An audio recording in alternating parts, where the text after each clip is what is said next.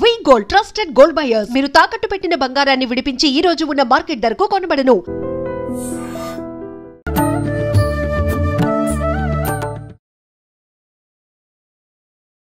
నమస్కారం, welcome to I dream. ధర్మ మార్గం విత్ విజిత కార్యక్రమానికి స్వాగతం. ప్రస్తుతం నా ముందరున్న వ్యక్తికి పెద్దగా పరిచయం అక్కరలేని మనిషి అని చెప్పొచ్చు.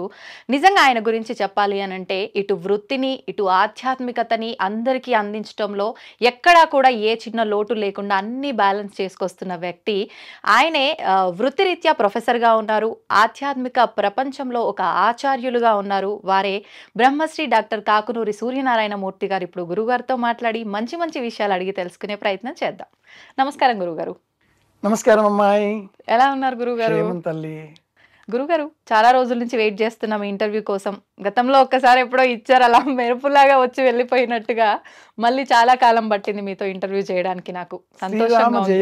రాముడు అంగీకరిస్తే ఏదైనా చేయగలుగుతాం కదా. అవును గురుగారు, మనకున్న ఈ 108 దివ్య దేశాల్లో మనకు శక్తిపీఠాలు ఉన్నాయి, జ్యోతిర్లింగాలు ఉన్నాయి, ఎన్నెన్నో తీర్థ క్షేత్రాలు, పుణ్యక్షేత్రాలు ఉన్నాయి. అయితే వీటన్నిటిలో కొన్నిటికి ఎంతో వైభవము, ఎంతో కీర్తి ఉన్నప్పటికీ కొన్ని మాత్రం అసలు ఎట్లాంటి వాడుక లేకుండానే ఎక్కువగా భక్తుల రద్దీ ఉండి దానికి చాలా విశేషము, కీర్తి అనేది వినిపిస్తూ ఉంటుంది.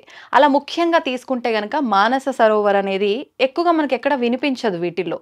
అయినా కూడా భక్తుల తాకిడి మామూలుగా ఉండదు. ఎంతో రిస్క్తో కూడుకున్న యొక్క తీర్థక్షేత్రం అని చెప్తూ ఉంటారు. అసలు ఎందుకండి ఈ క్షేత్రానికి ఎందుకని ఇంత విశిష్టత? ఓం నమ శివాయ.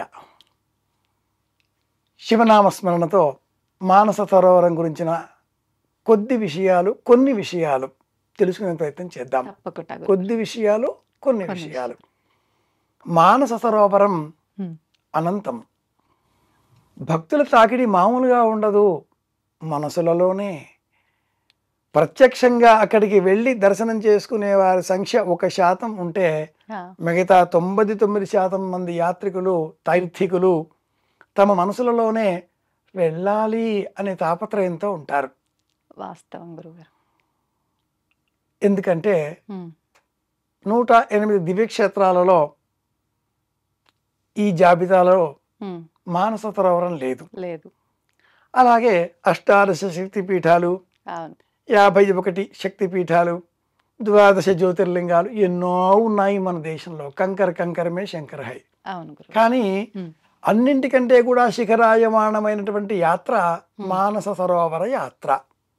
ఆ పదంలోనే మనం మానస సరోవర యాత్ర, ఎ జర్నీ ఇన్సైడ్ అన్న పదం ఉంది.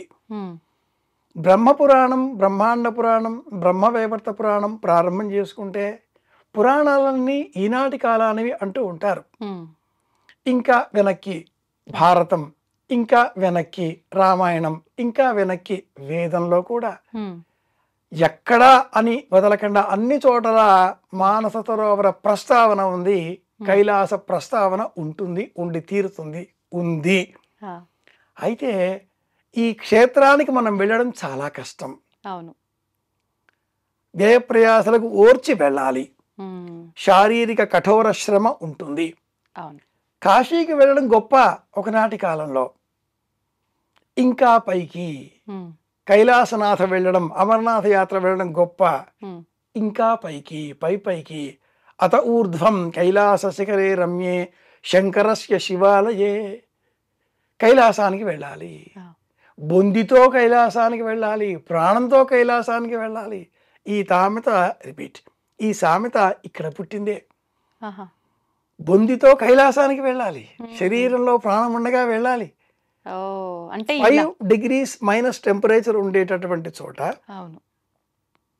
కొండలు, క్షణానికి మారేటటువంటి వాతావరణం, అతి శీతలమైనటువంటి స్థలం, ఆక్సిజన్ లెవెల్స్ అందవు. ఇటువంటి పరిస్థితులలో ఋతుమార్పులకు లోబడి పరిస్థితులు క్షణం మారుతూ ఉండేటటువంటి నేపథ్యంలో వెళ్ళాలి. చాలా కష్టం. ఇది ప్రధానమైన కారణం. 99% మంది వెళ్ళాలి అనుకుంటూ ఉండడం, 1% మంది మాత్రమే సాహసికులు వెళ్ళే ప్రయత్నం చేస్తారు. బౌద్ధ, జైన, హైందవ, బెన్ ప్రపంచంలో ఉండే అనేక మతస్థులకు ఈ కైలాసం దివ్యక్షేత్రం. కాంగో మంచు పర్వతం అని పేరు.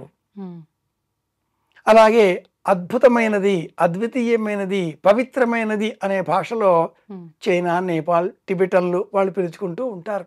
ఉమ్, రింపోచే అంటే అద్భుతమైనది, అతి పవిత్రమైనది అని అర్థం. ఆహా, కాంగో రింపోచే అన్న పేరిట ఉండే ఈ కైలాసం వాళ్లకు ఉమ్, సాక్షాత్తు కైలాసనాథుడే అక్కడ వేంచేపు చేసి ఉన్నాడు అని హైందవ ధర్మాభిలాషులకు అంత విశ్వాసంతో కూడుకున్న అంశం.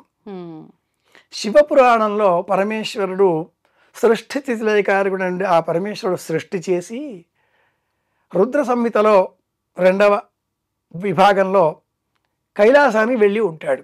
ఉమ్, కేలాస అన్న శబ్దానికి సంస్కృతంలో స్ఫటికం అని అర్థం. ఆహా, ఐ అన్న ఆ శబ్దాన్ని మార్చడంతో కైలాసంగా మనం ధ్వనింపజేసినప్పుడు ఐ అన్న బీజం అమ్మవారికి సంబంధించింది. ఉమ్, ఐం అంటే ప్రేమ బీజం. ఆహా, పంచదశి మహామంత్రంలో ఐం హ్రీం క్లీం అని చెప్తుంటాం. ఇలా హ్రీం ఐం క్లీం సో అని చెప్తూ ఉంటాం కదా. ఐం ప్రేమ బీజం, ఏ ప్రేమ బీజం. ఉమ్, ఈ ఐం చేరినందువల్ల కైలాసనాథుడు పార్వతీ సమేత కైలాసనాథుడు అయ్యాడు. ఉమ్, ఉమ్, ఉమ్, ఉమ్, ఆ కొండని అలా చూస్తే మనకు సతీ సమేతంగా ఆది దంపతులు దర్శనమిస్తారు. వాక్కు అర్థము. ఆ, అక్కడ వేరే ఆలయం లేదు, కొండ ఆలయం, కొండ రూపం. మనం ఆ కొండగా మారాలి. ప్రపంచమంతా ఆవరించి ఉన్న శక్తి మనలో కూడా ఉంది అనే అద్వితీయ భావన. ఉమ్, అప్పుడు నేను కూడా పరమేశ్వరుడిలో ఒక భాగం, వేరు కాదు, పేరు కాదు. సపరేషన్ లేదు. ఆ, ఇలాంటి దృష్టికోణం మనకు కలగాలి. బ్రహ్మ తన మనసులో మానస సరోవరాన్ని సృష్టించాడు అని బ్రహ్మ పురాణం. ఆ, అలసట పోగొట్టుకోవడం కోసం రాముడికే విశ్వామిత్రుడు శ్రీరామాయణంలో మానస సరోవర స్మరణ చేస్తే అలసట పోతుంది అని బోధిస్తాడు బాలకాండ. ఆహా, ఆ మానస సరోవరంలో ఉండే హంసలు అలా ప్రయాణం చేస్తూ మహాభారతంలో కర్ణశల్య సందర్భంగా వచ్చే వృత్తాంతంలో దర్శనమిస్తాయి. కర్ణపర్వంలో కూడా వినవచ్చు మానస సరోవర స్మరణ. ఆ, ఇక్కడ అక్కడ అని కాకుండా ఇది మానస సరోవరం, మానస సంచరరే సంగీతంలో కూడా. అవును అవును, ఇంత నేపథ్యం ఉన్న కారణం చేత ఉమ్, అందరికీ వెళ్ళాలి అనే ఉంటుంది. కానీ తిరుమల, రామేశ్వరం ఈనాటి కాలానికి సంబంధించి కాశీ సులభం, ఒక రోజులో వెళ్ళి రావచ్చు. అవును, ఒకనాటి కాశీ కష్టం, అందుకే వివాహాల్లో కాశీ యాత్ర పెట్టారు. ఆ, కానీ ఇప్పుడు ఒక రోజులో వెళ్ళి రావచ్చు. అవును, అన్నింటికంటే కూడా కష్టం ఈ కైలాసం. కైలాస యాత్ర కనుక అన్ని యాత్రలలో ఇది శిఖరాయమానమైన యాత్ర. ఉమ్, సంవత్సరం అంతా చేయడానికి వీల్లేదు. అవును, కేవలం నిర్దిష్ట జూలై, ఆగస్ట్, సెప్టెంబర్ అంతే. ఆ కైలాస పర్వత సానువులలో ఎండాకాలం అని చెప్పబడే కాలం ఉన్నప్పుడే ఉమ్, డిగ్రీ టెంపరేచర్ అంటాం కదా, అవును. 5 degrees లేకపోతే 0 -5 అలా ఉండే సమయంలో ఉమ్, అంత ఆ సమయంలోనే మనం వెళ్ళగలుగుతాం. అవును, మిగతా సమయంలో అది ఇంకా కష్టం. ఉమ్, అమరనాథ్ ఎలా దర్శనం చేసుకుంటామో, మంచుకు ఈశ్వరుడు కరిగిపోతాడు ఇలా బాధపడుతూ ఉంటామో, మళ్ళీ చూసే ప్రయత్నం చేస్తూ ఉంటామో, ఈ క్షేత్రం కూడా అలాంటిదే. ఉమ్, ఇక్కడ పార్వతీదేవి ఒక సరస్సు ప్రత్యేకంగా ఉన్నది, గౌరీకుండం అని. ఆ, ఆ గౌరీకుండంలో స్నానం చేసి గణపతిని సిద్ధం చేసింది. ఇక్కడే. గణపతి పుట్టిన చోటు ఈ కైలాస పర్వతం. ఓ, అలాగే మండోదరిని రావణాసుడు వివాహం చేసుకున్న క్షేత్రం ఈ కైలాస పర్వతం. ఆ, రక్షస్థలం అనే చోట ఒకటి వస్తుంది. ఉమ్, కైలాసాన్ని రావణుడు ఇలా చేతితో పెగిలించే ప్రయత్నం చేశాడు. వేళ్ల ముద్రలు కనిపిస్తాయి. అది ఈ క్షేత్రం ప్రత్యేకత. ఇప్పటికే కనిపిస్తాయా గురుగారు? ఇప్పటికీ ఆహా, సప్తర్షుల గుహలు కనిపిస్తాయి. ఇది ప్రత్యేకత. ఆ, తెల్లవారుజామున 2 గంటల నుంచి 3 గంటల వరకు ఈ పర్వతం రంగులు మారుతూ ఉంటుంది. దేవతలంతా కూడా ఈ పర్వతాన్ని చుట్టూరా ప్రదక్షిణ చేస్తూ ఆ కైలాసనాథుడైనటువంటి పరమేశ్వరుడిని స్తోత్రం చేస్తూ ఉంటారు. అది ఈ క్షేత్రం ప్రత్యేకత. ఓ, అలా వెళ్ళాలి, చూడాలి అంటే శారీరక పరమైన పటుత్వం ఉండాలి. అవును, మనోబలం ఇంకా ముఖ్యం. అవును, మనోజవంతో మాండవ్యం. ఉమ్, మనోబలం, శారీరక సంకల్ప బలం, ఉమ్, ఈ రెండు తోడైన చోట తప్పకుండా సంకల్ప సిద్ధి కలుగుతుంది. ఓకే. సంవత్సరం అంతా వెళ్ళలేని చోటు కనుక కూడా ఈ క్షేత్రం ఇంత ప్రసిద్ధం. అందులోనూ మనకి ఇంకా ఈసారి 5 సంవత్సరాల నుంచి అక్కడికి వెళ్ళడానికి పర్మిషన్స్ లేవు.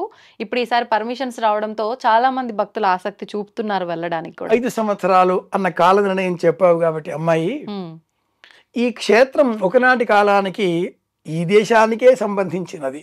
ఆర్యాఖండం భరతవర్షే అంటాం కదా, భరతఖండే. కానీ ఒక 11వ శతాబ్ది కాలంలో టిబెట్ దేశం ఏర్పడింది, తదుపరి నేపాల్ దేశం ఏర్పడింది. 1950 ప్రాంతాలలో ఆ క్షేత్రాన్ని చైనా వారి నియంత్రణలోకి వెళ్ళిపోయినందువలన ప్రస్తుతం 50 నుంచి 78 వరకు అసలు కైలాస యాత్ర లేదు. అనంతరం చైనా భారతదేశ మిత్రత్వం సఖ్యత్వం కారణంగా చాలా అల్ప సంఖ్యలో 75 మంది యాత్రికులకి మాత్రమే అనుమతి. 75 తర్వాత 150 మందికి మాత్రమే పరిమితి. ప్రస్తుతం ప్రభుత్వ నియమాలకు లోబడి 750 మంది యాత్రికులకు మాత్రమే అనుమతి. లక్షల మంది వెళ్ళాం వెళ్ళాం వెళ్ళాం అనుకుంటూ ఉంటారు. కానీ ఇప్పుడు మరింత కొంత వెసులుబాటు కల్పించి అందరికీ అనేకులకు కాల నియతికి లోబడి అనుమతులు ఇవ్వడంతో అమెరికా, కెనడా, విదేశాల నుంచి కూడా యాత్రికులు వచ్చేస్తున్నారు, శివ దర్శనం చేస్తున్నారు. మిగిలిపోయేది ఆధ్యాత్మికత. మనం అర్చామూర్తిని విగ్రహంలో చూస్తున్నాం. విశ్వమంతా ఆవరించిన MC² ఎనర్జీ ఈ అనే దాన్ని ప్రకృతిలో చూడాలి. శివారాధన బిల్వం చెట్టు అంటే ఒక మొక్క.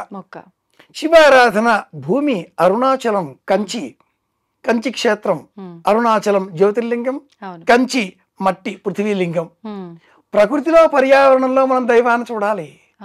ఇక్కడ ఆకాశం, మంచు, మట్టి, తేజస్సు, గాలి, పంచభూతములు కలిసి ఉన్న కారణం చేత మనం కాళహస్తికి వెళ్ళినా, జంబుకేశ్వరం వెళ్ళినా, అరుణాచలం వెళ్ళినా, కంచి వెళ్ళినా, ఏం చేసినా అన్నింటికీ కూడా ఒక రూపంలో ఉండేటటువంటిదే కైలాసం కాబట్టి వెళ్ళే ప్రయత్నం చేస్తారు.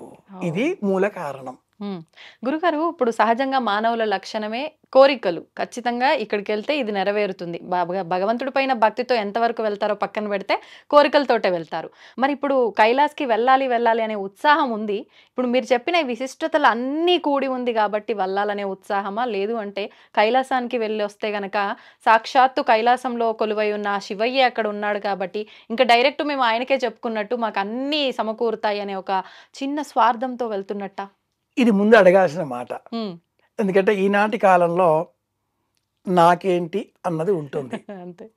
ఆలయానికి వెళ్ళి మనం ఆయన పళ్ళెంలో ఏదో తోచినంత, దక్షిణ అన్న పదం వాడకూడదు, యథాశక్తి భక్తిపూర్వకంగా సమర్పించి నమస్కరించి, స్వామి ఇది నా కోరిక, ఆయన నువ్వేం సమర్పించావా అని చూడడు. నవవిధ భక్తి మార్గాలలో మనస్సుని సమర్పించడం చాలా గొప్ప. కాబట్టి ఈ ఆత్మ సమర్పణ ఉందా లేదా అనే పరమాత్మ దృష్టి పడుతుంది. మనం సమర్పించాలి. ఆత్మ సమర్పణ నవవిధ భక్తులలో 9వది అగ్ర స్థానం. కైలాసానికి వెళ్తే ఏం లభిస్తుంది? ఎందుకు వెళ్ళాలి? వెళ్ళకపోతే ఏమవుతుంది?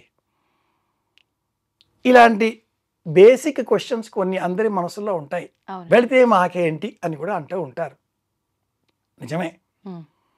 నిత్య జీవితంలో ఒత్తిడి, స్ట్రెస్ అంటాం. తగ్గించుకోవాలి అంటే ఏం చేస్తారు? పచ్చిక బయళ్ళు చూడాలి. కంప్యూటర్ వృత్తిలో ఉండేవాళ్ళు చేస్తారు. ఇతర వృత్తుల వాళ్ళు కాసేపు కళ్ళు మూసుకోండి, ధ్యానం చేయండి అంటారు. ఈనాటి కాలంలో వినడం పోయింది, అనడం తగ్గింది, కేవలం చూడడమే ఉంది. ఎంతసేపు ఇలా అరచేతిలో చూస్తున్నారు. అరచేతిలో కాకుండా అంతటా ఆవరించిన దైవాన్ని చూసే ప్రయత్నం చేయాలి. కాసేపు అరచేతిని మూత పోసుకుంటే మనకు ప్రపంచంలో దైవం కనిపిస్తుంది. దైవాన్ని చూడగలిగితే ప్రశాంతత. కాబట్టి కైలాసానికి వెళితే మనకేంటి? ఒకటి ప్రశాంతత. ఇలా కాదండి గురువుగారు, ప్రత్యక్షంగా మాకేంటి అంటారా? శివపురాణాన్ని అధ్యయనం చేసినప్పుడు మానస సరోవరంలో స్నానం చేస్తే 100 జన్మల, 1000 జన్మల, 1,00,000 జన్మల పాపాలు తొలగిపోతాయి. మానస సరోవరం నీటిని తీర్థంగా స్వీకరిస్తే సమస్త దోషాలు పాపాలు తొలగిపోయి కైవల్యం లభిస్తుంది. మనం తెలిసి తెలియక ఎన్నో తప్పులు చేస్తూ ఉంటాం. అవునండి. ఆంగ్లంలో ఒక సామెత ఉంది, an error is human right. ERR an error is human right. తప్పు చేయడం మానవుడి హక్కు. కానీ ఆ తప్పు తెలిసినప్పుడు దాన్ని సవరించుకోవాలి, మళ్ళీ మళ్ళీ చేయకూడదు, పశ్చాత్తాపం ప్రకటించాలి. ఎలా? కైలాసాన్ని చూచి ప్రత్యక్షంగా వెళ్ళేంత వయస్సు, శక్తి, ధనము, సంపద, అవకాశం ఉంటే వెళ్ళాలి, స్నానం చెయ్యాలి, కైలాస పర్వతం చుట్టూ పరిక్రమ చెయ్యాలి. ఇక్కడే ఉంది రెండవ ప్రశ్న. కైలాసం చుట్టూరా పరిక్రమ చేయడం సులభమా? 52 కిలోమీటర్ల దూరం, 32 మైళ్ళ దూరం. ఎలా? 4590 మీటర్ల ఎత్తైన ఆ కైలాస పర్వతం చుట్టూ చిన్న చిన్న కొండలు, గుట్టలు, మిట్టలు ఉండగా 90 మీటర్ల లోతు ఉన్న మానస సరోవరం -15 డిగ్రీస్లో ఉండే నీళ్ళలో స్నానం చేయాలి, ఆ కొండ చుట్టూరా తిరగాలి. సంకల్ప బలం ఉండి ఇలా చేస్తే కైలాసం చుట్టూరా తిరిగితే మళ్ళీ జన్మ ఉండదు. కైవల్యం, జన్మరాహిత్యం, ముక్తి అంటూ మన పురాణాలు చెబుతాయి. ముచిల్ మోక్షనే, ఆలోచనల నుంచి విముక్తి. అది అంత సులభంగా ఇంట్లో ఉంటే రాదు. రామేశ్వరం పోయినా, షిరిడి పోయినా, కాశీకి పోయినా, కన్యాకుమారికి పోయినా అంత సులభంగా ఆలోచనల నుంచి విముక్తి రాదు. ఇక్కడ లైన్లలో ఉండి కూడా పక్క వాళ్ళ చీరలు, ఎయిటి వాళ్ళ నగలు చూస్తూ ఉంటాం. మనస్సు కదా, ఆ చేతికి గాజు కొత్తగా ఉంది, మెరుస్తుందా, ఎంతో 1,00,000 రూపాయల పైన బంగారం కొనేసిందా అంటూ ఉంటాం. కళ్ళు చూస్తాయి, దండం పెట్టేస్తాం, బయటకు వచ్చేసేసి ప్రసాదం అలా కొబ్బరి ముక్క ఏదో వేసుకొని భోజనాలు ఎక్కడా అని వెతుకుతాం. కైలాసానికి వెళితే భోజనాలతో సమస్య లేదు, సంబంధం లేదు. 3 రోజులు అవకాశం స్నానం చేయడానికి కూడా ఉండకపోవచ్చు. తదేక దీక్షతో ఓం నమ శివాయ. ఇది పూర్ణ పంచాక్షరి. ఓం శుద్ధ పంచాక్షరి, ఓం నమ శివాయ పూర్ణ పంచాక్షరి, లఘు పంచాక్షరి, దీర్ఘ పంచాక్షరి, లఘు పూర్ణ పంచాక్షరి, దీర్ఘ హ్రస్వ పంచాక్షరి, ఇలా పంచాక్షరి 6 విధాలు. 6 విధాలైన పంచాక్షరితో స్మరిస్తూ ఓం నమ శివాయ, ఓం నమ శివాయ అంటూ ఆ కైలాస వ్రతం చుట్టూరా తిరిగితే మన సమస్త పాపాలు తొలగిపోతాయి. నాకేంటి అన్న ప్రశ్న వేసినప్పుడు ఈ పరిక్రమ యమద్వారం దగ్గర ప్రారంభం అవుతుంది. యమద్వారం దగ్గర ఏం చెయ్యాలండి అంటూ ఉంటారు. యమద్వారం చాలా ప్రత్యేకం. చాలా మంది తెలిసి తెలియని విషయాలు చెప్తూ ఉంటారు. యమద్వారం దగ్గర చెయ్యవలసింది చాలా మంది చెప్పినట్లుగా ఒక కొబ్బరికాయ కొట్టేయడమో, పువ్వులు సమర్పించేసేయడమో, అక్కడ యమధర్మరాజు, చిత్రగుప్తుడు కూర్చొని ఉంటారు, మనం చేసిన పాపపుణ్యాల బేరీజు పట్టి వేస్తూ ఉంటారు. ఆ ద్వారం దాటి లోనికి వెళ్ళగానే ఓం నమ శివాయ అనగానే సమస్త పాపాలు అలా తొలగిపోతాయి అంటూ అనేకులు చెబుతూ ఉంటారు. యమద్వారం దగ్గర ఈనాడు అనేకులు అదే పని చేస్తూ ఉన్నారు. యమద్వారం దగ్గర చేయవలసినవి ప్రత్యేకమైన విధులు 5 ఉన్నాయి. ఏంటండి అవి? అది ఏమిటి అంటే 72 సార్లు మన చేతిలో ఉండే గ్లాసులో నీరు ఒక చుక్క అలా నెత్తిపైన సంప్రోక్షణ చేసుకుంటూ 72 సార్లు స్నానం చేసినటువంటి భావన మనం చెయ్యాలి. ఈ దేహంలో నుంచి ప్రాణం వెళ్ళిపోయిన తర్వాత కూడా ఈ దేహాన్ని దహనం చేశారు అన్న దుఃఖంతో ఆత్మ చుట్టూరా తిరుగుతూ ఉంటుంది. ఈ చుట్టూరా తిరిగి ఆత్మకు పూర్తిగా విముక్తి కలిగించడం కోసం 10 రోజుల పాటు కర్త ఈ దేహాన్ని దహనం చేశాను అన్న దోషంతో ఆత్మ కోసం తాను స్నానాలు చేస్తూ ఉంటాడు 10 డేస్. అవి 72 తిలోదక వాసోదకాలు. ఆ ఇంత మట్టి నుదుటి మీద భుజాలకి రాచుకొని 72 సార్లు వెళ్ళి స్నానం చేస్తే న్యూమోనియా వచ్చే శరీరం మనది కనుక అలా స్నానాలు అవి చేయకుండా ఓ గ్లాసులో నీరు పుచ్చుకొని అలా మనం సంఖ్య పెట్టుకొని ఓం నమ శివాయ, ఓం నమ శివాయ ఇలా ఆ భావనతో ఆత్మగతంగా షడ్విధ స్నానాలు, 6 రకాలుగా స్నానాలు చేసే విధానాలు, అలాగే షోడశ విధ స్నానాలు 16 విధాలుగా స్నానాలు చేసే పద్ధతులు శాస్త్రంలో అనేకం చెప్పబడి ఉన్నాయి. ఈ రకమైన స్నానానికి సంప్రోక్షణ విధి అని పేరు. ఓకే. ఇది మొదటి కృత్యం. ఆ. 72 సార్లు ఇలా శిరస్సు పైన ఆ నీటి బిందువులను చిలకరించుకోవాలి, ఎవరికి వారే. మనకంత సమయం ఉంటుందా గురుగారు? కావలసినంత ఉంటుంది. మన వాళ్ళంతా ఇటు అటు చూస్తూ సెల్ఫీలు దిగుతూ ఫోటోలు తీసుకుని అప్లోడ్ చేస్తూ వీడియోలు తీస్తూ హడావిడి చేస్తూ ఉంటారు. పరమేశ్వరుడు నవ్వుకునేలాగా నాటకం చేస్తూ ఉంటారు. మనం చేసే నాటకాలు చూసి పరమేశ్వరుడు నవ్వుకుంటూ ఉంటాడు. ఓ ఈ పిల్లలు సరే వచ్చారు చూసారు వెళ్ళండి అంటూ చూస్తూ ఉంటాడు. తండ్రి తల్లి ఎలా మనం హడావిడిగా చూస్తూ ఉంటారో పైనుంచి, అలా అర్ధనారీశ్వరులైన ఆ ఆది దంపతులు మనం చేసే ఈ పిల్ల చేష్టలను చూసి నవ్వుకుంటూ ఉంటారు. కానీ అంటూ ఉంటారు. చెయ్యాల్సిన పని మనోదీక్షతో పూర్ణ సంకల్పంతో మొదటి పని 5 ఇలా శిరస్సు పైన నీళ్లు చిలకరించుకోవడం. రెండవది రంగు దుస్తులు ఏమైనా ఉంటే వాటిని తొలగించి మళ్ళీ వేసుకోవడం. తెల్ల దుస్తులు ధరించే ప్రయత్నం చేయడం. శ్వేత దుస్తులు వైట్ వైట్ వైట్ వైట్. తెలుపు స్వచ్ఛతకు ప్రశాంతతకు చిహ్నం. మానసికంగా ఉండే సమస్తములైన సంకల్పాలు వదిలేయాలి. మూడవది ఉంగరాలు ధరించి ఉంటే అవి తొలగించుకోవాలి. అసలు ఉంగరాలు ధరించకుండా వెళితే మంచిది. ఇవన్నీ మనకు బంధనాలు. నాలుగవది ఒక కొబ్బరికాయ అక్కడ కొట్టే బదులుగా కొబ్బరికాయ తీసుకొని దాని చుట్టూ ఎరుపు రంగు దారం ఒకటి చుట్టి 5 సార్లు ఓం నమ శివాయ ఓం నమ శివాయ అంటూ 5 సార్లు ఈ పంచాక్షరి మహామంత్రాన్ని జపం చేసి ఆ కుడికాలు యమద్వారం ద్వారా లోనికి పెట్టి ఆ కొబ్బరికాయను నేలపైన పెట్టేయాలి, వదిలేసేయాలి. వదిలేసేయాలి గుమ్మం దగ్గర, లేదా కాస్త లోనికి వెళ్ళాక చిన్నపాటి ఆలయం కూడా ఒకటి నిర్మించేశారు మన వాళ్ళు. ఎక్కడ చూసినా మన వాళ్ళకి ఒక పద్ధతి ఉంటుంది. ఓ ఆలయం కట్టేస్తే కొబ్బరికాయ కొట్టేస్తే కొబ్బరికాయ శిరస్సుకు ప్రతీక. అలా మనం కొబ్బరికాయ దానికి 3 కళ్ళు ఉంటాయి. ఆ కొబ్బరికాయని అక్కడ పెట్టేసేసి 2 చేతులు జోడించి నమస్కరించాలి. ఆ సమర్పించిన కొబ్బరికాయ మనకు ప్రతీక.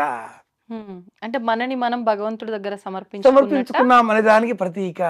కొట్టకూడదు, సమర్పించేసేయాలి, పెట్టేసేయాలి.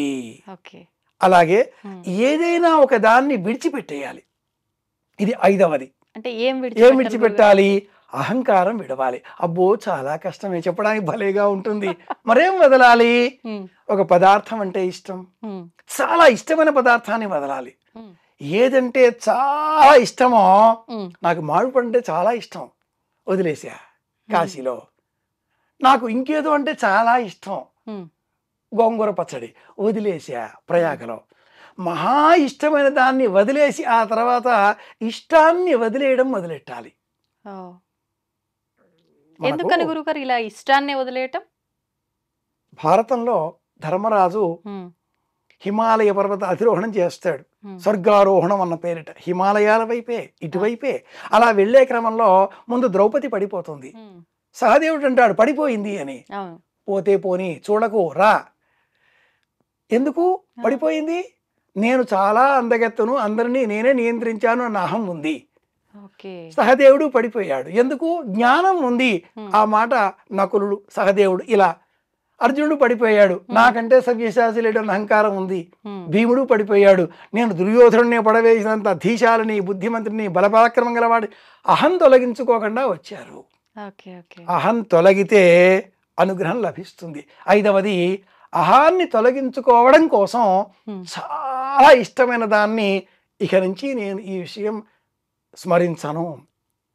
అనేకులలో డబ్బంటే ఇష్టం, బంగారం అంటే ఇష్టం, డబ్బంటే ఇష్టం, బంగారం అంటే ఇష్టం, కామం అంటే ఇష్టం, ఈ లోకం పైన వ్యామోహం అంటే ఇష్టం, కీర్తి అంటే ఇష్టం. ఇలా ఏది చాలా ఇష్టమో అది వదిలేయాలి. వదిలేయడానికి అది ఆరంభం. ఈ 5 పనులు చేస్తూ అక్కడి నుంచి కైలాస పర్వత పరిక్రమ ప్రారంభమయ్యే వరకు మధ్యలో మానస సరోవరంలో స్నానం కూడా చేయాలి. ఏమీ మాట్లాడకూడదు స్నానం ఆచరించేటప్పుడు గురుగారు. ఆ తర్వాత కైలాస పర్వతం చేరేంత వరకు కూడా ఓం నమ శివాయ తప్ప లౌకికమైన విషయాలు ఏవీ స్మరించకూడదు. లౌకిక బంధాలు విడిచిపెట్టి యమద్వారం దాటి లోపలికి వచ్చాం. అవును. మళ్ళీ మా పిల్లాడు ఎలా ఉన్నాడో, మా తమ్ముడు ఎలా ఉన్నాడో, మా అక్కయ్యకి నా ఫోటో పంపిస్తాను, మా ఆవిడకి, మా పిల్లలకి, మా మనమరాలకి నేను వీడియోలు పంపిస్తాను. మీరు స్వర్గంలో ఉండి కానీ నరకంలో ఉండి కానీ ఇలా సెల్ఫీలు పంపగలుగుతారా? మీ ఫోటోలు వీళ్ళు చూడగలుగుతారా? లేదు. చూస్తే జడుచుకుంటారు. ఇది కూడా అలాగే సమస్తాన్ని విడిచిపెట్టి విడిచిపెట్టి విడిచిపెట్టి వెళ్ళే ప్రయత్నం చేయాలి. కనుకనే ప్రాచీనులు అలా వెళ్ళాలి అనేటటువంటి వారు ఈ లోకంలో ఉండే అన్ని ధర్మాలు పూర్తి చేసుకొని అన్ని బాధ్యతలు తీర్చుకొని ఆ తర్వాత వెళ్ళాలి అనేటటువంటి వారు. యమద్వారం వద్ద ఈ 5 చెయ్యాలి. ఇలా చేస్తే మళ్ళీ జన్మ ఉండదు. ఇది లక్ష్యం, ఇది మనకు ప్రయోజనం. ఈ విషయాన్నే రామాయణ భారత గ్రంథాలు అన్నీ వివరిస్తాయి. సమస్త ఉపనిషత్తులలో ఈ మానస సరోవర సంబంధిత ఒక ఉపనిషత్తు కూడా ఉంది. ఆ ఉపనిషత్తులో మనం గమనిస్తే తెలుసుకునే అంశం ఏమిటి అంటే విడిచిపెట్టడం ఎలా. మాండూక్యోపనిషత్తులో కూడా ఈ స్మరణ వస్తుంది. విడిచిపెట్టాలి విడిచిపెట్టాలి విడిచిపెట్టాలి. ఎలా విడిచిపెట్టాలి? శుద్ధి చేసుకుంటే విడిచిపెట్టగలుగుతాం. భౌతికమైన ప్రయోజనం. ఉద్యోగంలో ప్రమోషన్ కావాలా? కైలాసానికి వెళ్ళకండి. ఈ ఉద్యోగంలో ప్రమోషన్ కోసం అక్కడ దాకా వెళ్ళి ఆ ఈశ్వరుని భయపెట్టాలా? మనకు ఒక కంపెనీ కావాలి, మనమే సీఈఓగా మారాలి, మనమే 100 మందికి ఉద్యోగాలు ఇచ్చేంత స్థాయి కావాలి. ఆత్మీయులారా, ఒక ఆలయానికి వెళతాం. ఎందుకని? మనకంటే పెద్ద శక్తి ఉన్నది. చుట్టూరా ప్రదక్షిణ చేస్తాం. ఆ శక్తి మనకేదో ఇస్తుంది. అయస్కాంతం మీద ఇనుప ముక్క తిప్పితే ఇనుము అయస్కాంతంగా ఎలా మారుతుందో ఆ పెద్ద శక్తి చుట్టూరా మనం తిరిగినందువల్ల మనకు కొంత శక్తి వస్తుంది. సూర్యుని చుట్టూ భూమి తిరుగుతుంది, భూమి చుట్టూ చంద్రుడు. అలాగా ఇప్పుడు మనం లౌకికంగా ఉండే ఈ లేక 108 దివ్యక్షేత్రాలో మరింకేదో ఇలాంటి చోట్లకి కాకుండా పీఠాధిపతులు సైతం వెళ్ళడానికి కాస్త వెనక ముందు ఆలోచించే, అనేక ప్రవచనకారులు సైతం వెళ్ళడానికి కాస్త అలాగా అని ఆలోచించే, ఇంతవరకు వెళ్ళలేని ఆ స్థలానికి మీరు వెళదాం అనుకున్నారా? వెళ్ళండి. ఆ వెళితే కలిగే ప్రయోజనం ఎలా ఉండాలి అంటే మామూలుగా ఉండకూడదు. మనకు కావాల్సిన ఉద్యోగ ప్రమోషను, పెళ్ళి, ఇల్లు, సంసారం, కారు, విదేశీ ప్రయాణాలు ఇవన్నీ ఈ 108 దివ్యక్షేత్రాలు ఇచ్చేస్తాయి. వీటికంటే పరమేశ్వరుడు కనిపిస్తే మనం ఏం అడుగుతాం? మా పక్కింటి వాళ్ళు ఊరికే ఆ సౌండ్స్ పెట్టి మమ్మల్ని ఇబ్బంది పెడుతున్నారు, వాటిని కట్టేసి ఉపాయం చెప్తారా అని అడుగుతామా? పరమేశ్వరుడు కనిపిస్తే ఏం అడుగుతాం మనం? ఆలోచించండి. మనకు పరమేశ్వరుడు కనిపించబోతున్నాడు. కైలాస పర్వతమే పరమేశ్వరుడు. ఓం నమ శివాయ ప్రణవ రూపం. కైలాస శిఖరే రమ్యే శంకరస్య శివాలయే దేవతాస్తత్ర మోదంతి. దేవతలు అక్కడ వెళ్ళి ఆనందం పడిపోతూ ఉంటారట. అలాంటి ఆ స్వామి కనిపిస్తే, దేవుడు కనిపిస్తే ఏమడుగుతాం? అసలు దేవుడు కనిపిస్తే అడగటం అనేది ఉంటుంది. కనిపించి తీరుతాడు. కనిపించగానే ఆయన ఏమడుగుతాం? ఏమీ అడగం.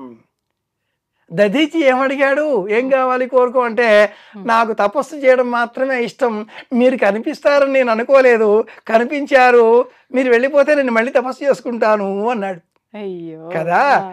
అలాంటి మానసిక స్థితి కైలాసాన్ని ప్రణవ జపంతో చేస్తే, షడ్విధమైన ప్రణవ పంచాక్షరి రూపంలో తపస్సు చేస్తూ ఆ దర్శనం చేసుకుంటే మనకు మోక్షం లభిస్తుంది. ఇది విషయం. మనందరం ఏదైతే చేస్తున్నామో ఈ కోరికలు అన్ని దాటుకొని మోక్షం పొందాలి, ఆయనలో ఐక్యం అయిపోవాలని అంతిమ లక్ష్యాన్నే చేరుకుంటాం అక్కడికి వెళ్తే. ఇంక ఇది ఫైనల్. తప్పకుండా. అయితే మనుషులం మనం. డబ్బు కావాలి, కీర్తి కావాలి, సంసారం కావాలి, ఇవన్నీ కావాలి అనుకున్న వాళ్ళు ఇవి కోరుకోవచ్చు. పరమేశ్వరుడు కైవల్యాన్నే ఇచ్చేటటువంటి కరుణాంతరంగితుడు బోళాశంకరుడు నాకు ఇది కావాలి స్వామి తలుచుకుంటేనే ఇస్తాడు. మనం కైలాసానికి వెళ్ళాలి అన్న సంకల్పం మన మనసులో రాగానే ఎవరో ఒకరు మనకు కొంచెం డబ్బు తెచ్చిస్తారు. ఏదో ఒక రకంగా సాకారం అవుతుంది. అసలు ప్రయాణాలే లేని చోట ఓ 50 ఏళ్ల కింద 75 మందికే అనుమతి, 20 ఏళ్ల కింద 150 మందికే అనుమతి, 5 ఏళ్ల నుంచి అసలు ప్రయాణాలే లేవు. ఎవరో ఒక ప్రయాణికుడు ప్రయాణం చేద్దామని మనపూర్వకంగా సంకల్పం చేసి ఆ ప్రయాణానికి ఏదో విఘాతం బాటిల్లినందువల్ల ఎంత దుఃఖపడ్డాడో, ఎంత బాధపడ్డాడో, ఎంత తపస్సు చేశాడో ఆ వ్యక్తి మళ్ళీ ఇప్పుడు స్మరించడంతో ద్వారాలు తెరుచుకున్నాయి. అందరూ ప్రయాణాలకు వెళుతున్నారు. అలాంటి ప్రయాణికులలో ఒక ప్రయాణికుడు నాకు తారసపడ్డాడు. అతడు భరత్ కుమార్. మీరు అంత వెళ్ళబోతున్నారు దీక్షతో ఉన్నాడు. ఆ వ్యక్తి ఎందుకు 5 ఏళ్ల కింద ప్రయాణం ఆగిపోయిందో, ఎంత తపన పడ్డాడో, ఎంత దుఃఖపడ్డాడో, 5 ఏళ్లుగా అతడు చేసిన ఆ తపస్సు ఇప్పుడు సాకారం పొందింది. అతడితో పాటు వేల మంది, లక్షల మంది ప్రయాణం చేస్తూ వెళుతున్నారు. ఒక్కడి కాకుండా ఒక సంస్థతో అంతమందిని తీసుకువెళ్ళే ప్రయత్నం చేస్తున్నాడు. అన్నట్టు దైవ దర్శనం కోసం వెళ్ళాలి, ఒక్కరు వెళ్ళకూడదు, వెంట తోడు తీసుకువెళ్ళాలి. తిరుపావే పాశురాలు చెప్తాయి. ఎందుకని గురువుగారు? ఒక్కరు వెళ్ళడం తపస్సు కోసమే, దైవ దర్శనం 10 మందితో. ఎందుకు అంటే దైవ దర్శనాన్ని నేనొక్కడనే చేసుకుంటే నాకు స్వార్థం. నాతో పాటు 10 మందిని తీసుకువెళితే అది పుణ్యం. ఆ 10 మంది మరో 10 మందికి. ఒక గురువు మరణిస్తే మరణించేది అతడి దేహం మాత్రమే. అతడి పాఠం విన్నటువంటి ఆ 10 మంది శిష్యుడు మరో 10 మందికి చెబుతారు. ఇది గురు పరంపర. ఈ విధానానికి గురు కులం అన్న పేరుంది. ఇది చాలా పెద్ద కులం, ఆధ్యాత్మిక కులం, యాజక కులం, భావనా కులం, భావుకులం అని చెప్పుకునేటటువంటి ఆలోచన కలవారి యొక్క ప్రత్యేకమైన వర్గం ఆధ్యాత్మికులం, యాత్రికులం చెప్తాం కదా. పుణ్యాత్ములమైన అనుకునే మనమంతా నిజంగా పుణ్యాత్ములమా? యాత్రికులంగా మారినప్పుడే పుణ్యాత్ములం అవుతాం. అలా మారిన వ్యక్తి భరత్ కుమార్ శర్మ. అతడు తీసుకువెళ్తున్నాడు. 5 ఏళ్ల కింద అతడు ఏవో సంకల్పాల చేత చేసిన ఆ ప్రయాణం దురదృష్టవశాత్తు ప్రపంచమంతా ఆవరించిన కరోనా కారణంగా ఆగిపోయింది. ఇప్పుడు కరోనా శాంతించింది. ఇక ఇటువంటి వ్యాధులేవి రావు. ఇక మీదట ప్రపంచమంతా ఒకటి కావాలి. ఆధ్యాత్మికతను ఎవరైతే విశ్వసిస్తారో, ఎవరైతే తమకు తాము ఆధ్యాత్మికులం అనుకుంటారో అలాంటి వారికి ఏవి రావు. నాస్తికులం అని చెప్పుకునే వారిలో కూడా అది కూడా ఒక కులమే. వారు కూడా ఆస్తికులుగా మారితే అటు నుంచి ఇటువైపు వస్తే ఒకే ఆలోచన ఇరువైపులా. ఏదన్నా నమ్మండి, సంపూర్ణంగా నమ్మండి, అటు ఇటు కాకుండా ఉండకండి.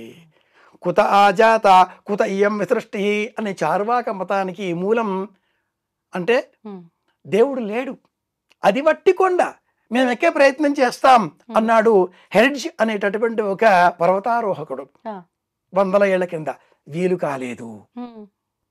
ఎవరెస్టు 8590 అడుగుల ఎత్తు ఉండే ఎవరెస్ట్ని అధిరోహించగలిగారు. అందులో సగం కూడా లేదు కైలాసం. ఇంతవరకు ఎవరికీ వీలు కాలేదు.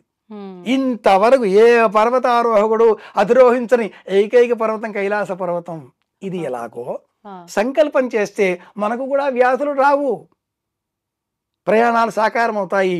అతడు భరత్ కుమార్ శర్మ.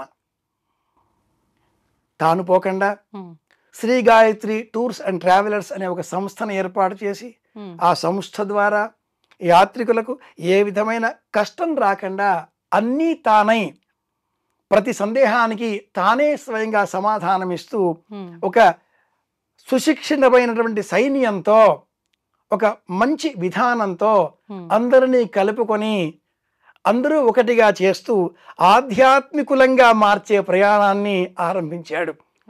ఈ వర్గానికి పరమేశ్వర దర్శనం ఒక్కటే లక్ష్యం.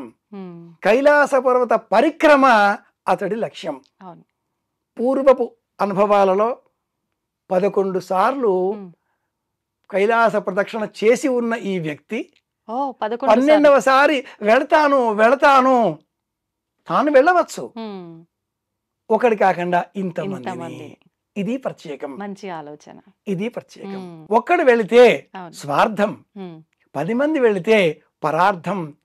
అది ఆధ్యాత్మికుల ఆలోచన. మొత్తానికి మీరు ఇప్పుడు వారితో కలిసి కైలాస్ మానస సరోవర్ వెళ్ళబోతున్నారు. పరమేశ్వర సంకల్పం, ఈశ్వర సంకల్పం లేకపోతే మనం వెళ్ళలేం. కాశీకి వెళ్ళానమ్మాయి, దర్శనం చేసుకున్నాను, బయటికి వచ్చాను.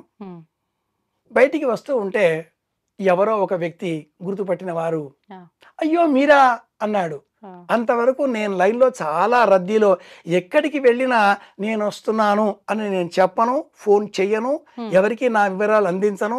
సామాన్య సగటు యాత్రికుడిలా టికెట్ లేకుండా సర్వదర్శనం కోసం వరుసల్లో నిలుచునే వెళతాను. తిరుపతికి వెళ్ళినా, సింహాచలం వెళ్ళినా, అరుణాచలం వెళ్ళినా ఎక్కడా ఎవరికి నా వార్త ముందుగా వెళ్ళదు. ఎందుకని పరమేశ్వర సంకల్పం ఉండాలి. ఉమ్, ఉమ్, మనం నేను అని వెళితే ఈ నేను అన్న అహం పోగొట్టు కోసం వెళ్ళాల్సిన మనం నేను అని చెప్పుకొని వెళ్ళడంతో అక్కడ ఉండేటటువంటి స్థానికులు స్వాగత సన్నాహాలు చేస్తారు, శరీరానికి కొన్ని ఉపచారాలు చేస్తారు, సహాయాలు చేస్తారు, దర్శనం సులభం అంటారు. అప్పుడు ఆ పుణ్యబలం అంతా వాళ్లకు కూడా పోతుంది. ఓ, మనకేమిటి, శరీరాన్ని తీసుకువెళ్తాం. ఆ, దైవ దర్శనం అంటే కష్టపడి వెళ్ళాలి, పరమాత్మ సంకల్పం ఉండాలి.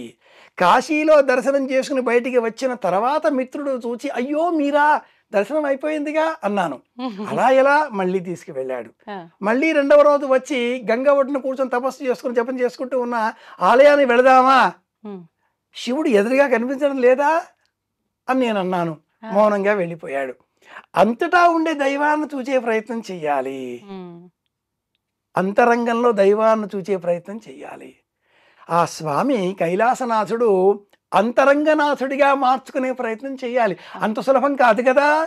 అందుకోసమే యమద్వారం దాటడం, ఉమ్, అందుకోసమే గౌరీకుండం, అందుకోసమే సప్తర్షి గుహలు అన్నట్టు మానస సరోవరం ఒక్కటి కాదు, అక్కడ అనేక మంచినీటి సరస్సులు చాలా ఉన్నాయి. ఆహా, అంత ప్రపంచంలో ఎత్తైన చోట, ప్రపంచంలో అదే ఎత్తైనటువంటి చోట, అటువంటి చోట మంచినీళ్ళ సరస్సు ఇది ఒక ప్రత్యేకం. అవును, సింధు, ఉమ్, బ్రహ్మపుత్ర, సట్లెజ్, కార్పరి, అనేక ఎన్నో నదులు, గంగా నది ఉపనది కార్పరితో సహా, గంగా నదికి మూలం కార్పరి ఉపనదితో సహా అన్నీ ఈ మానస సరోవరం వద్దే పుడుతున్నాయి. ఓకే, ఓకే, కాబట్టి ప్రపంచమంతా నీరు ఉన్నది, ప్రేమ ఉంటుంది, ఆప్యాయత ఉంటుంది.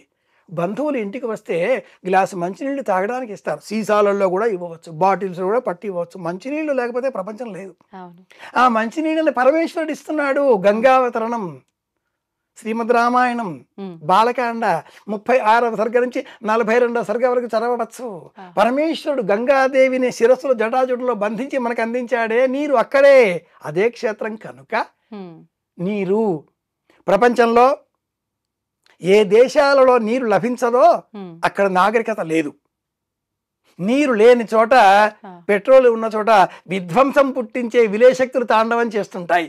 ఆ, నీరు ఉన్న చోట ప్రేమ, ఆప్యాయత, పదార్థాన్ని ఉడకపెట్టి తినాలి, అది మనిషి లక్షణం, ఉమ్, నాగరికత లక్షణం కదా. అంటే నీళ్లు కావాలి కదా, శరీరంలో 70% నీళ్లే కదా. కాబట్టి శివుడు వేరే లేడు.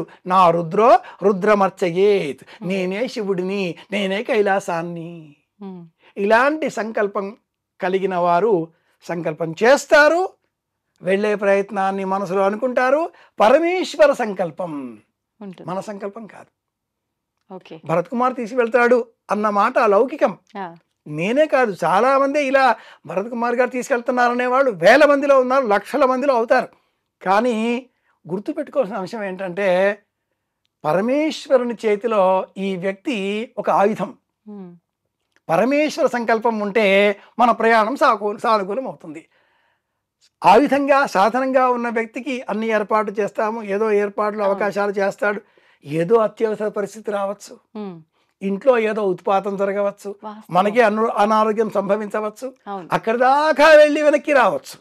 అవును, చేతిలో ఉన్న అన్నం ముద్ద ఉమ్, చెయ్యి దాటి, నోరు దాటి, గొంతు దాటి కడుపులోనికి చేరేంత వరకు గ్యారంటీ లేదు. వాస్తవం గురుగారు, ఇది మాత్రం.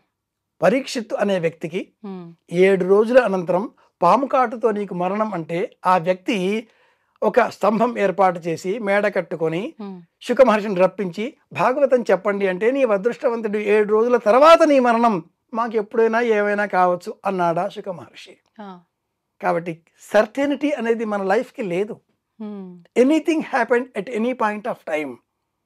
ఏ దేశాల మధ్యలోనో ఏ ప్రమాదమో జరిగితే, లేక అలా గాల్లో వెళ్ళిపోయే విమానం అలా భవంతి మీద కూలి భోజనం చేసే డాక్టర్లు వెళ్ళిపోతారు అని ఎవడన్నా కలగన్నాడా? ఆ డాక్టర్లు మాత్రం అనుకున్నారా? లేదు. అలా రాసిపెట్టి ఉంది. అవును. భారతంలో ఓ చిన్న కథ. హ్మ్. అలా పాలు తీసుకువెళ్ళే ఒక వ్యక్తి, అందులో పొరపాటుగా ఆకాశంలో ఒక డేగ పాము పట్టుకుపోతూ ఉంటే పాము చుక్క ఆ పాలలో పడింది. ఆ పాలు తీసుకువచ్చి వంట చేస్తే ఆ వంట అన్నం తిన్న వ్యక్తి మరణిస్తే ఈ పాము విషం వల్ల మరణించిన ఆ వ్యక్తికి సంబంధించిన ఈ పాపం ఎవరి అకౌంట్లో వెయ్యాలి హ్మ్. తెలీదు. ఇది ఎలాగో అనుకోకుండా అవాంతరంగా కొన్ని సంఘటనలు జరుగుతూ ఉంటాయి. అవును. అది పరమేశ్వర లీల. హ్మ్. ఒక్క చిన్న చీమ చచ్చిపోతూ ఉంటేనే చూడలేని దయాద్ర హృదయం గల మనం లయకాలంలో ప్రపంచమంతా కూడా అతనిలో లీనం చేసుకునే పరమేశ్వరుడు. మూడవ కన్ను అగ్నిహోత్రం చల్లదనం కోరుకుంటాడు. హిమాలయాల్లో ఉంటాడు, తెల్లని భస్మం పూసుకుంటాడు, తెల్లటి మంచినీరు సదా శిరస్సువి అభిషేకం జరుగుతూ ఉంటే మౌనంగా కన్నులు మూసుకొని ఈ ప్రపంచాన్ని చూస్తూ ఉంటాడు అని శివపురాణం వర్ణిస్తుంది. హ్మ్. శం అంటే సుఖం, ఆహా. శరీరానికి లభించేది, ఆనందం మనసుకు లభించేది. హ్మ్. కాబట్టి సంతోషం, సుఖం, ఆనందం అన్నీ ఇచ్చే ఆ పరమేశ్వర దర్శనం చేసుకోవాలి. పరమేశ్వర సంకల్పంతో హ్మ్. భరత్ కుమార్ అనే వ్యక్తి ఆయన ఒక ఆయుధంగా పరమేశ్వరు అందించాడు కాబట్టి ఈ చేతిని ఊతగాకొని తప్పకుండా వెళ్ళవచ్చు. బారులు తీరి తిరుపతిలో కూడా మనం దర్శనం చేసుకుంటూ వెళ్ళే ప్రయత్నం చేస్తూ ఉంటాం. అవును. అలా బారులు తీరి వెళ్ళే సమయంలో ఈ పక్క ఆ పక్క 2 సపోర్ట్. కడ్డీలు ఉంటాయిగా, ఆ కడ్డీలు ఈ భరత్ కుమార్ దంపతులు అనుకోవచ్చు. హ్మ్. ఓకే. మొత్తానికి అది ఈశ్వర సంకల్పం వీళ్ళ సపోర్ట్ ద్వారా వెళ్ళాలని ఉంది. మనలో హ్మ్. సంకల్పం ఉండాలి. ఉండాలి. ఆ సంకల్పాన్ని మనం ఈశ్వరుడికి విన్నవించాలి. హ్మ్. ఈశ్వరుడి ఆజ్ఞ అవుతుంది. ఈ సాధనం మనకు ఉపయోగపడుతుంది, చేరుకుంటాం. హ్మ్. శివునాజ్ఞ లేనిదే చీమైనా కుట్టదు కదా. అవును. కనుక అలా అనుకున్నప్పుడు ఒక హ్మ్. సాధనం. ప్రభుత్వ నియమావళి అనుకూలించాలి. అవును. 70 ఏళ్లకు దాటిన వారికి అనుమతి లేదు. అవును. ఆరోగ్యం సహకరించాలి. బీపీ షుగర్లు శంకు చక్రాల్లాగా వెంటాడుతున్నాయి, ఏమీ లేవు. అన్నమో రామచంద్ర ఆకలి తాళలేని స్థితి. స్థితి. ప్రతిక్షణం ఉదయం నుంచి రాత్రి వరకు అందరూ మేసేవాళ్ళే తయారయ్యారు. మెయ్యడం మానేయండి ముందు. హ్మ్. మెయ్యడం మానేస్తే ఆరోగ్యం బాగుంటుంది. అలాగే నడక, యోగా అన్నీ సహకరించాలి. కుటుంబం వాళ్ళంతా సహకారాన్ని ఇవ్వాలి. పోయిరా అంతే కదా. నాన్న అనేవాళ్ళు ఉండాలి. అస్సలు ఆర్థికంగా సహాయం చేసేవాళ్ళు ఉండాలి. లేదా మన జేబుల్లో దండిగా పుష్కలంగా ఉండాలి. అలాగే అడ్డు చెప్పని వాళ్ళు ఇంట్లో ఉండాలి. తల్లి తండ్రి ఇంట్లో వృద్ధులుగా ఉంటే వారిని విడిచిపెట్టి ఎవరూ కైలాసానికి వెళ్ళకూడదు. హ్మ్. తల్లి తండ్రి వృద్ధులై వారికి మీ సహాయం తప్పనిసరి అనుకున్నప్పుడు మీరు కైలాసానికి రాకపోవడమే మంచిది. హ్మ్. తాన జపాగ్నిహోత్ర పరతంత్రుడనేని అన్న ప్రవరుడు ఇల్లాలు పిల్లలు అగ్నిహోత్రము తల్లి తండ్రి ఇంట్లో ఉన్నాడు. హ్మ్. మా అమ్మ నాన్నకు ప్రదక్షిణ చేస్తే ప్రపంచాన్నే చూచినటువంటి అదృష్టం నాది అనేటటువంటి విశ్వాసం. అలాంటి ధర్మం పాటించేవారు రానవసరం లేదు. ఆ. ఏ విధమైన బాదరబందీ లేని వాళ్ళు, మానసికంగా వైరాగ్యంతో ఉన్నవారు, గృహస్థులు 4 రకాలు, బ్రహ్మచర్యం 4 విధాలు, హ్మ్. వానప్రస్థం 4 విధాలు, సన్యాసం 4 విధాలు అని శివపురాణం ప్రస్తావన చేస్తుంది. కనుక మానసికంగా వైరాగ్యం పొందినవారు, తత్వం తెలుసుకుందాం అనే జిజ్ఞాస కలవారు హ్మ్. తప్పనిసరిగా శ్రీ గాయత్రి టూర్స్ వాళ్ళ ద్వారా వెళితే మంచి ప్రయోజనం చేకూరుతుంది అనే ఆలోచన కలుగుతుంది. ఇంతవరకు వెళ్ళలే తల్లి, ఆ. పరమేశ్వర సంకల్పం, భవిష్యత్తు ఏం జరుగుతుందో ఈశ్వరేచ్ఛ బలీయసి. గురుగారు సంతోషంగా ఉందంటే ఇవన్నీ విన్న తర్వాత. కానీ చాలా మంది చాలా చాలా రకాలుగా చెప్తున్నారు. ఇప్పుడు మీ మాటల ద్వారా నేను కొంతవరకు తెలుసుకున్నా. ఇంకొక పర్సన్ని కూర్చోబెట్టి అడిగితే ఆయన ఇంకొక రకంగా చెప్తారు. అసలు ఏంటి వాస్తవం అనేది ఒక కన్ఫ్యూజన్గా మారిపోయింది. అసలు ఏంటి వాస్తవం? ఈ రోజుల్లో సెల్ ఫోన్ చేతిలో ఉందా, హ్మ్. CEO of an YouTube channel, గడ్డం బాగా పెంచేసుకున్నారా, గొప్ప జ్యోతిషవేత్త, బొట్లు మెడలో కావలసిన రుద్రాక్షమాలలు ఉంటాయి. అలాగే కాషాయ వస్త్రం ధరించారా, హ్మ్. సన్యాసి, సమస్తము త్యజించినటువంటి పరివ్రాజక స్థితి పొందినట్లుగా కనిపిస్తూ ఉంటారు. అవునండి. లోకాన్ని విడిచిపెడితే హ్మ్. సన్యాసి, లోకం విడిచిపెడితే సన్యాసి. బహూదకుడు, కుటీచకుడు, హంస, పరమహంస అనే 4 విధాలుగా ఉండేటటువంటి తురీయాశ్రమం చాలా ఉత్తమోత్తమం. అమ్మాయి ఇలా మీడియా ఉంది కాబట్టి నియంత్రణ లేదు కనుక ఎవరైనా ఏదైనా చెప్పవచ్చు, కానీ విజ్ఞులైనటువంటి ప్రేక్షకులు సత్యం తెలుసుకుంటారు, గ్రంథం చదివే పని చేస్తారు, చదివే ప్రయత్నం చేయండి. 108 దివ్యక్షేత్రాలలో ఒకటి అమ్మవారు సతీదేవి దేహత్యాగం చేసిన తర్వాత పరమేశ్వరుడు ఆ దేహాన్ని భుజం పైన వేసుకొని విలయతాండవం చేస్తూ ఉంటే దేవతల కోరిక మేరకు విష్ణువు సుదర్శన చక్రాన్ని ప్రయోగించి అమ్మ దేహాన్ని ముక్కలు ముక్కలుగా చేసి అంతటా పడవేసేటట్లు చేసి పరమేశ్వరుడి భారం తగ్గించగా పరమేశ్వరుడు ధ్యాన చిత్తుడయ్యాడు. అందులో ఒకటి అమ్మవారి కుడి ముంజెయ్యి మానస సరోవరంలో పడింది. పలువురికి తెలియని విషయం ఇది. అమ్మవారి పేరు దాక్షాయణి. అక్కడ ఉండే ఆ భైరవ శక్తి అఘోరుడు నామక భైరవుడు. ఒక భైరవ శక్తి ఉండాలి, అమ్మవారు ఉండాలి, అమ్మవారి కుడి ముంజెయ్యి. పోలోమంటూ ఎక్కడ ఏది చెబితే అక్కడ పరిగెత్తేటటువంటి ఈనాటి లోకం అస్సాం. అమ్మవారు రజోదోషంతో కూడా దర్శనమిస్తుంది, వస్త్రం కూడా కనిపిస్తుంది. మనం వెళదాం. కామాక్ష్యాదేవి, మా వల్లనే కామాక్ష్యాదేవికి పేరు వచ్చేసింది అని చెప్పుకునే వాళ్ళని మనం చూస్తూ ఉన్నాం ఈ రోజుల్లో. వాస్తవం గురుగారు. అవును. నా ప్రశ్న, దక్షయజ్ఞంలో ఆ కామాక్ష్యాదేవి లేదా ఈ దాక్షాయిని లేక అలంపురే జోగులాంబ ఎన్ని పేర్లు చెప్పుకున్న అష్టాదశ పీఠాలలో ప్రద్యుమ్నే శృంఖల చాముండ క్రౌంచపట్టణే చాముండాదేవి, దక్షయజ్ఞంలో ఈ దాక్షాయిని అమ్మవారు సతీదేవి తన భర్తను తండ్రి దూషిస్తే కుడికాలి బొటనవేలు నేలపైన రాచి యోగాగ్ని సృష్టించి దేహాన్ని భస్మం చేసుకుంది. అందుకే మన వాళ్ళు కాలు బొటనవేలు నేలపై రాచకూడదు అంటారు. ఇలా ఇలా రాచుతూ ఉంటే దోషం నో అంటారు, మంట పుడుతుంది. కాలి కుడికాలి బొటనవేలు, శరీరం భస్మమైపోయింది. మరి పరమేశ్వరుడు నా ఇల్లాలు సతీదేవి అలా దగ్ధమైపోయింది అని తెలుసుకుని ఆగ్రహావేశంతో జుత్తు పీకి నేలపైన వేస్తే పుట్టిందే భద్రకాళి. ఆషాఢ మాసంలో జాతరలు చేస్తాం మనం. పుట్టినవాడే భైరవుడు. ఇలాంటి ఉగ్రరూపాలు, ఆ ఉగ్రభైరవుడు, కాలభైరవుడు, ప్రచండ భైరవుడు, భద్రకాళి. ఆ సతీదేవి పోయింది అని తెలిసిన తర్వాత పరమేశ్వరుడు ఏ దేహాన్ని భుజం పైన వేసుకున్నాడు? దగ్ధమైపోయిందే. అవును కదా. ఎలా ఈ ముక్కలన్నీ? పరమేశ్వరుడి మనస్సులో సతీదేవికి వియోగం లేదు. పార్వతీ పరమేశ్వరులు ఎప్పుడూ ఒక్కరే. ఒక్క మనసుకు రెండు దేహాలుగా కనిపించాయి అంతే. పరమేశ్వరుడి భుజం మీద ఉన్నది సూక్ష్మ రూపమైనటువంటిది ఆలోచన. అమ్మవారి ఆలోచనలతో అయ్యో అంటూ ఆగ్రహం. విష్ణువు శాంతింపజేసే విధంగా శివుడి మనసులో ఉన్న సతీదేవికి సంబంధించిన ఆలోచనలను తొలగించడంతో శాంతచిత్తుడయ్యాడు, కూర్చున్నాడు.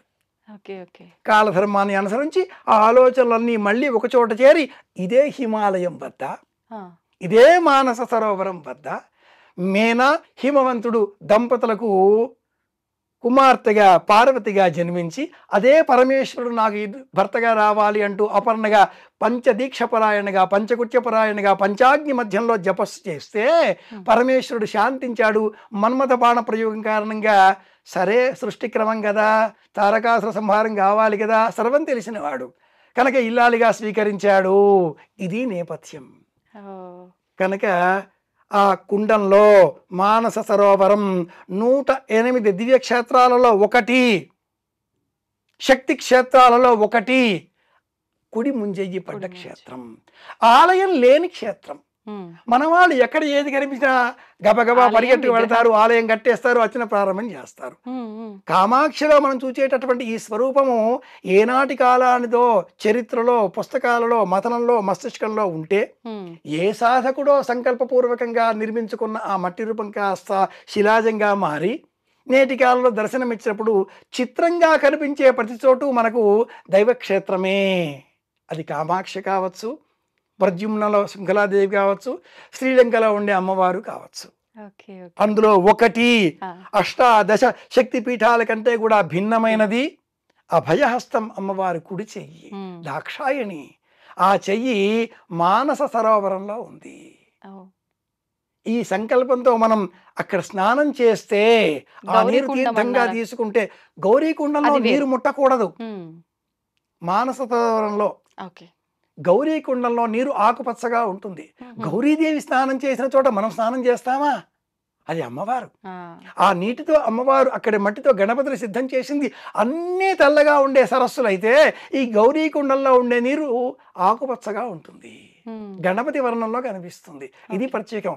మానస మానస సరోవరంలో స్నానం చేస్తే అమ్మవారి కుడి ముంజేకి పడ్డ చోటు మానస సరోవరం ఉమ్, ఉమ్, ఉమ్. ఓకే. అని మనకు దేవీ భాగవతం వివరిస్తుంది. ఆ. ఇది ప్రధానం. కనుక ఎవరో ఏవో చెబుతూ ఉంటారు, ప్రేక్షకులు వీక్షకులు వాస్తవం తెలుసుకుని అనుసరించాలి. ఇది లక్ష్యం. చాలా సంతోషంగా ఉంది గురుగారు. మొత్తానికి అంటే ప్రతి ఒక్కరు కూడా ప్రాణంతో ఉన్న రోజుల్లో ఒక్కసారైనా దర్శించాల్సిన క్షేత్రం ఏదైనా ఉంది అంటే మానస సరోవర్, ఈ కైలాస్ అని చెప్తూ ఉంటారు. నిజంగా మీరు చెప్తున్నంతసేపు అక్కడ వెళ్ళి దర్శించుకుంటున్నాం అనే అనుభూతి కలుగుతోంది. అంటే మీరు వేదాలు, పురాణాలు వీటిని ఉద్దేశించి వాటి నుంచి తీసిన సారంని బట్టి ఇది చెప్తేనే ఇలా ఉంది అంటే, ఇంకా మీరు ఒక్కసారి వెళ్ళొచ్చిన తర్వాత మీ అనుభవాలతో చెప్తే ఇంకెలా ఉంటుందా అనిపించింది. మొత్తానికి నేను ఇక్కడ మిమ్మల్ని లాక్ చేస్తున్నా, నెక్స్ట్ టైం కూడా నాకు ఇంటర్వ్యూ ఇవ్వాలని. చిన్న వర్డ్, ఒక లడ్డు ఉంది, చూస్తే తెలియదు, అవును, తింటే తింటే. తెలుస్తుంది. వర్ణిస్తే వినే వాళ్ళకి అనిపిస్తోంది, అవును, నోట్లో నీళ్లు ఊరుతాయి. అవును, ఎవరికి వాళ్లకు తింటేనే ఆ తీపి రుచి తెలుస్తుంది. తెలుస్తుంది. తీపి ఇలా అని చెప్పలేం కదా. అలాగే కైలాస పర్వత దర్శనం కూడా తప్పకుండా చేసుకుందాం. తప్పకుండా గురుగారు. మళ్ళీ మీ అనుభవాలన్నీ కూడా ఒక్కసారి మాకు వివరించాలని మనస్ఫూర్తిగా కోరుకుంటున్నాను వచ్చిన తర్వాత. ధన్యవాదాలండి. శివ సంకల్పమస్తు. తవ్వండి, తవ్వుతూనే శివలింగం. పరమాత్మకు జీవా సరే, దాన్ని అట్లా కప్పేసేయండి, చూపించదండి. Krishna is there. మూర్తి పూజ కాదు, సాక్షాత్ బ్రజేంద్ర నందన భగవాన్ ఉన్నారు మూర్తిలో. ఏమీ ఆశించకుండా ఆరాధించే వాళ్ళు కూడా ఉన్నారా ప్రభుజీ? నిజమైన భక్తి అంటే మనకు తెలియదు కాబట్టి